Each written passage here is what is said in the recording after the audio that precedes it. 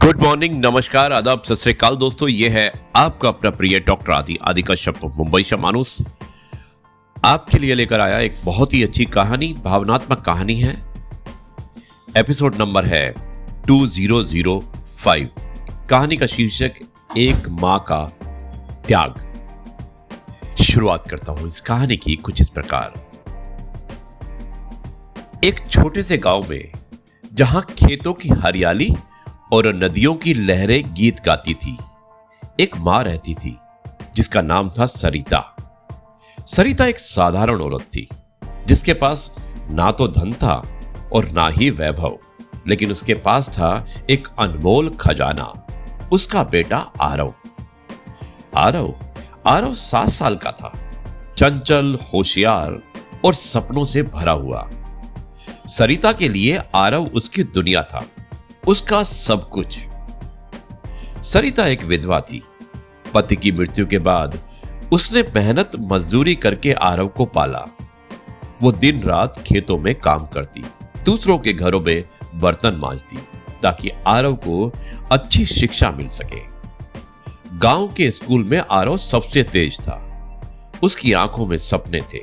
वो डॉक्टर बनना चाहता था ताकि गांव के गरीब लोगों को मुफ्त इलाज कर सके। सरिता को उसकी बातें सुनकर गर्व होता, लेकिन मन ही मन वो डरती थी। उसके पास इतने पैसे कहां थे कि वो आरव को शहर के बड़े स्कूल में पढ़ा सके। एक दिन स्कूल के अध्यापक ने सरिता को बुलाया।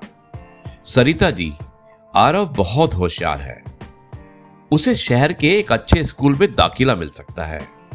वहां की पढ़ाई उसे डॉक्टर बनने का रास्ता देगी, लेकिन इसके लिए पैसा चाहिए। सरिता का दिल धक से रह गया। उसने पूछा, कितने पैसे गुरुजी? अध्यापक ने एक ऐसी रकम बताई जो सरिता के लिए किसी पहाड़ से कम ना थी।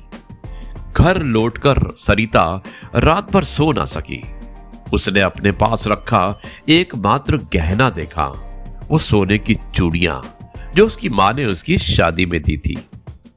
वे चूड़ियां उसकी मां की आखिरी निशानी थी। उसने कभी नहीं बेचा था उन्हें और ना ही कभी बेचने की सोच रखती थी, चाहे कितनी भी मुश्किल क्यों ना आई हो।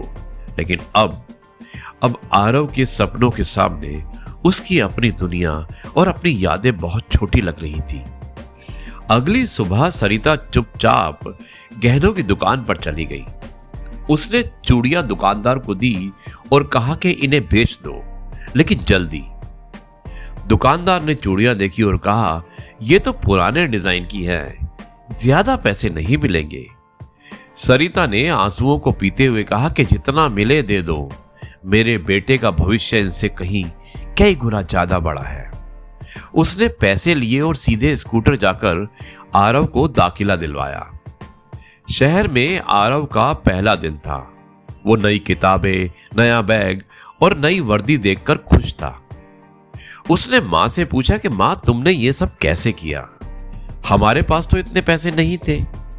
सरिता ने मुस्कुराकर कहा कि बेटा, मां के पास अपने बच्चों के लिए सब कुछ होता है, तू बस पढ़ाई पर ध्यान दे। और उसने आरव को गले लगाया, लेकिन उसकी आंखों में आंसू थे जो उसने छिपा लिए। कई साल बीत गए। आरव ने मेहनत की और एक दिन वो डॉक्टर बन गया। उसने गांव में एक छोटा सा अस्पताल खोला जहां वो गरीबों का मुफ्त इलाज करता था। एक दिन जब वो अपनी मां को अस्पताल दिखाने ले गया तो सरिता की आंखों में खुशी से आंसू आ गए। उसने देखा कि गांव के लोग आरव को दुआएं दे रहे हैं, लेकिन तभी आरव ने सरिता के खाली हाथ देखे और उसने पूछा कि मां, तुम्हारी चूड़ियां कहां गई? तुम तो उन्हें बहुत प्यार करती थी और जब भी कभी कोई खुशी का मौका होता था तो तुम उन्हें जरूर पहनती थी। सरिता ने हंसते हुए कहा कि बेटा, वे चूड़ियां अब तुझ में हैं। तू मेरी सबसे कीमती निशानी है।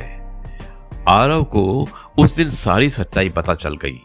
वो अपनी मां के पैरों में गिर पड़ा और रोते हुए बोला, मां, तुमने मेरे लिए सब कुछ छोड़ दिया।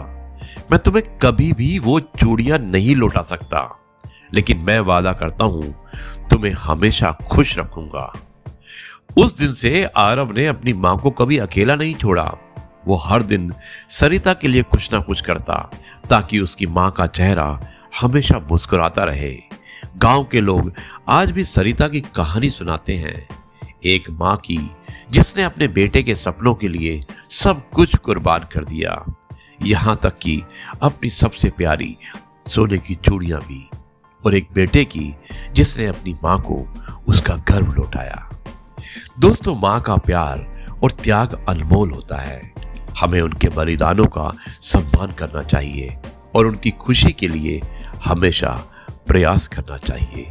यही मैसेज था आज की इस कहानी का। मुझे उम्मीद है कि आपको यह कहानी पसंद आई होगी।